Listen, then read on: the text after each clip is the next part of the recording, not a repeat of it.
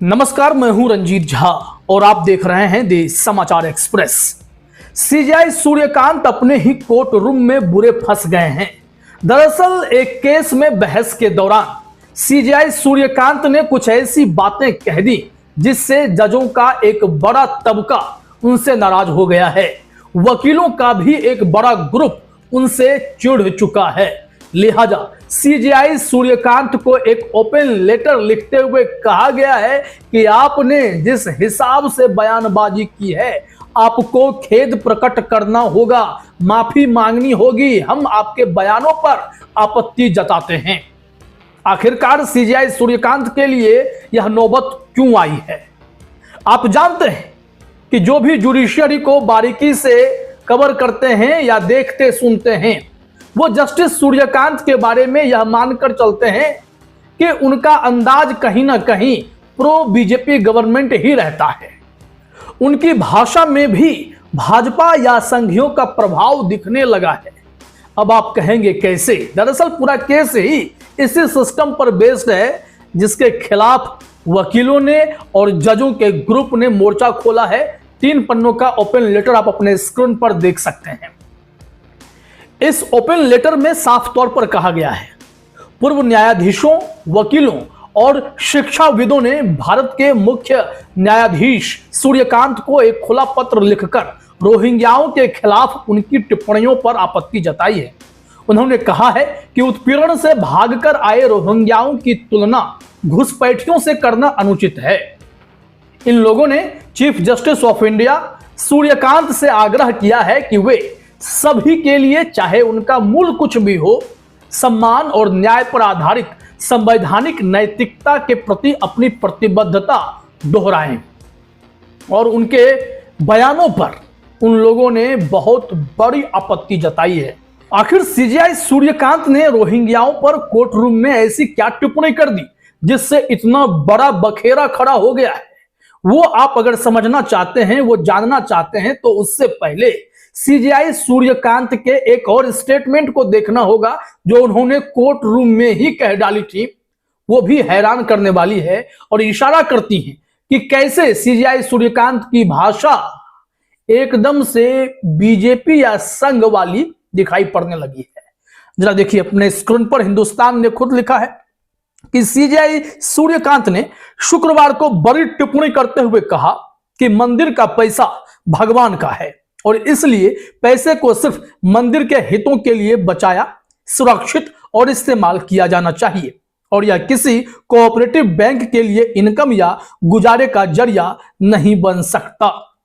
चलिए, यहां पर एक लाइन ठीक है कि किसी बैंक के इनकम या गुजारे का जरिया नहीं बन सकता, लेकिन आप गौर कीजिए कि जो पैसा मंदिर का है या भगवान के नाम पर है वो भगवान के ही काम में क्यों आएगा? वो भगवान के बनाए इंसान के काम में क्यों नहीं आ सकता? वो विकास के काम में क्यों नहीं आ सकता? वो शिक्षा के काम में क्यों नहीं आ सकता?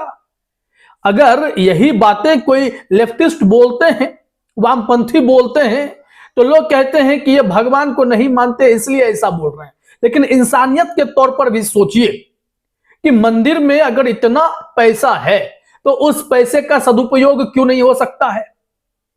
और सीजेआई सूर्यकांत कह रहे हैं कि यह पैसा भगवान का है तो भगवान के हितों में ही खर्च होगा, मंदिर के ही हितों में खर्च होगा।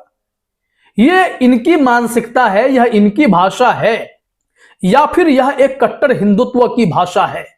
इसे समझने के लिए अब आइए इस रिपोर्ट पर जिसके चलते उन्हें ओपन लेटर लिखा गया है। दरअसल 2 दिसंबर को एक महिला है रीता मनचंदा, उन्होंने सुप्रीम कोर्ट में हैबियस कॉर्पस याचिका लगाई थी।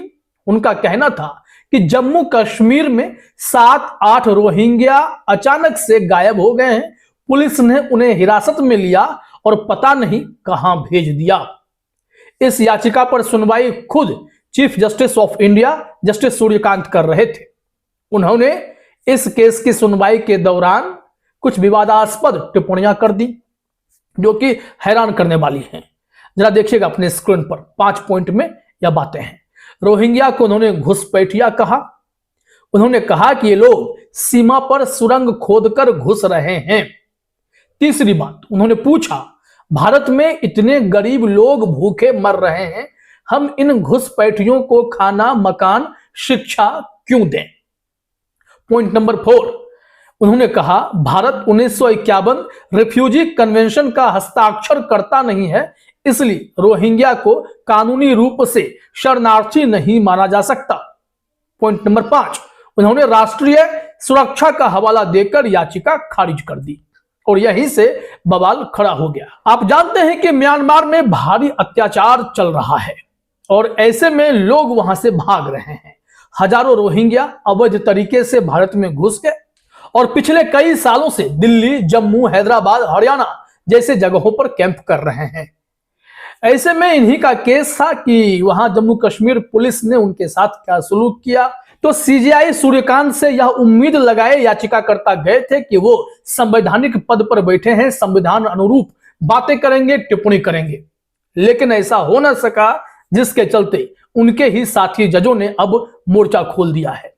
क्या सब हुआ है, क्या ओपन लेटर में कहा गया है, वो हम आपको बताते हैं।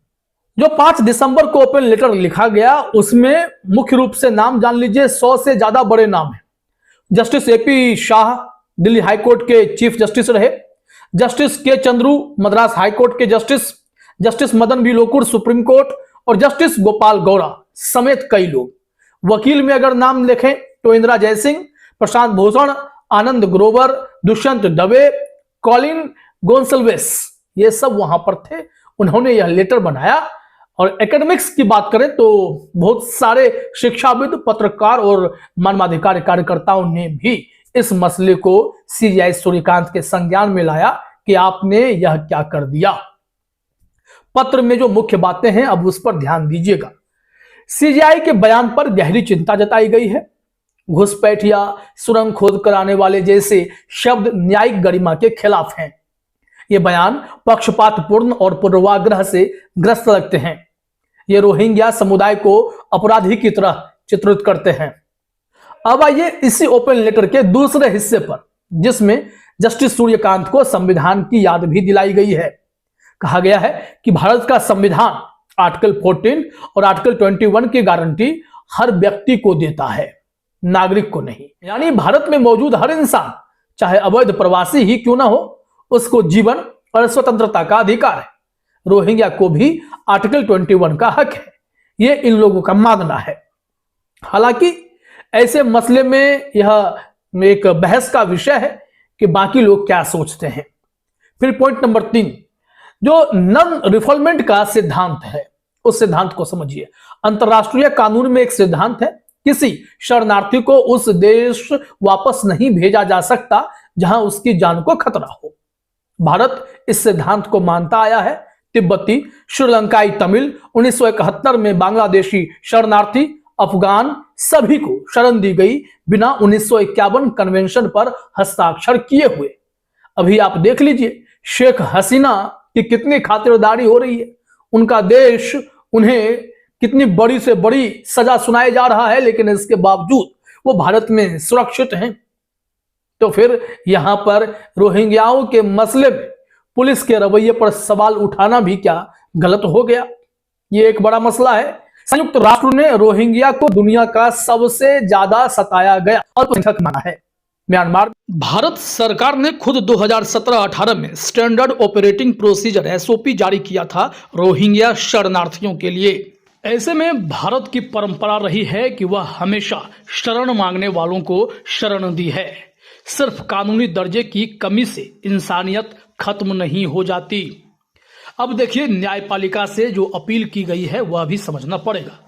सुप्रीम कोर्ट से कहा गया है कि आपसे अपेक्षा है कि वह संवैधानिक नैतिकता का पालन करे, ऐसे बयान ना दे जिससे लगे कि कोर्ट पूर्वाग्रह से ग्रस्त है।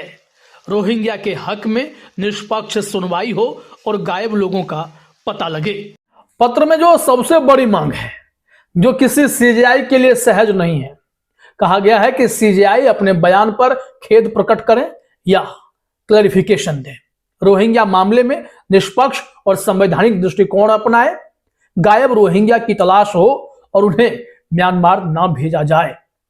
अब यह पत्र काफी तेजी से वायरल हो रहा है कि सीजेआई सूर्यकांत से देश को अगर बड़ी उम्मीदें थी तो उनके लहजे, उनकी टिप्पणी से लोग आकलन कर रहे हैं कि ऐसी उम्मीदें शायद कहीं बेमानी ना हो जाएं।